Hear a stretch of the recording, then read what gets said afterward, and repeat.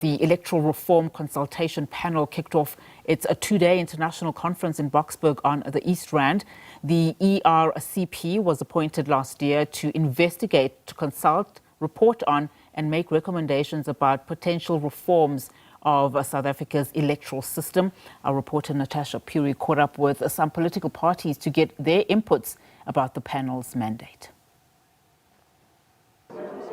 Well, good afternoon to you, and of course to our SABC News viewers. Of course, we've heard a lot, coming from the Deputy Minister and the Minister of Home Affairs on the Electoral Reform, conference. We've heard a number of political parties as well, just making their inputs. And let's just start off with them. I'm now joined by a representative from the ANC, Ms. Phiri.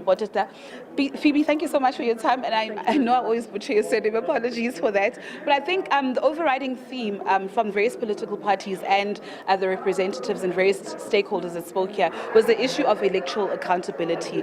As the ANC, what's your input? Well, our view that this is a very important conversation that we must have 30 years after democracy about the quality of our democracy and how do we make sure that people feel that they have a stake in the system. Now, what we heard today is that, for example, youth participation. And there's some very interesting proposals that's been made, for example, that we should have automatic registration for 18 years old, because why should a young person have to go and register? I mean, they should automatically go onto the voters' roll when they turn 18 and get their first ID. So the principles that must inform our electoral reform: accountability, inclusivity, those kind of principles are very important for us.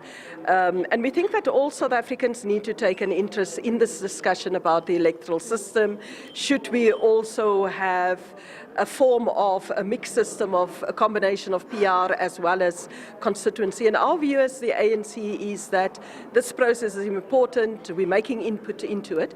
And at the end of the day, we need an electoral system that will ensure that everybody feels that they have a stake in the system and a stake in our democracy. Phiri, thank you so much for your time. Let's take this conversation to the official opposition, the MK party. And of course, Mr. Sihle Ngubane had raised the fact that the current electoral system is actually suffocating South Africans. Yeah, which is true. As MK party, we are the witness to that. We have seen that the current electoral system is suffocating voters, and it's making voters not be able to be heard from the beginning right to the end. Somewhere, somehow, the system leaves the voters right from just casting a ballot. After that is the political parties and whoever that has auctioned their voting price as the highest bidder. So that's where the problem is of the current electoral system. It's all about the capital, who has more money than the others, and the voters are left out from there onwards. And you see a lot of the policies that we implement. You've seen the budget vote that we've seen that is against the majority of the people who are poor.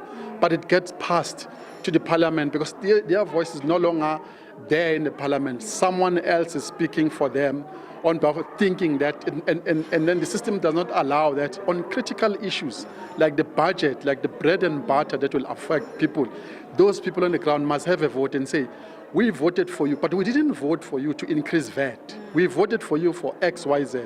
So somehow the electoral reform will assist all the South African public to make sure that this system is reformed so that they participate throughout the whole role of participating in politics, not being left out from just casting vote and it ends there. So that they keep on participating even on issues of budget votes, small issues, political party funding, what the president does, which even a state institution is going to be formed, combined with which is going to be scrapped, things that affect them. People must participate in the whole process of the election activities within the parliament. Yeah. Mr. Ngubane, thank you so much for your time. Let me just bring in Mr. Peter Deneker of the FF+. Peter, a lot has been said by various political parties, issues of accountability, inclusivity as well. What is your input as the FF+? Yeah, there are a few principles that is vital, and I think those principles has been there in the past. I heard an interesting comment of somebody saying, why do we want reform now? Is it because the ANC has lost its majority? And I don't necessarily think that that is the reason. I think we should rather go and look, why are so many people not voting? What can we do to encourage people to participate in our system?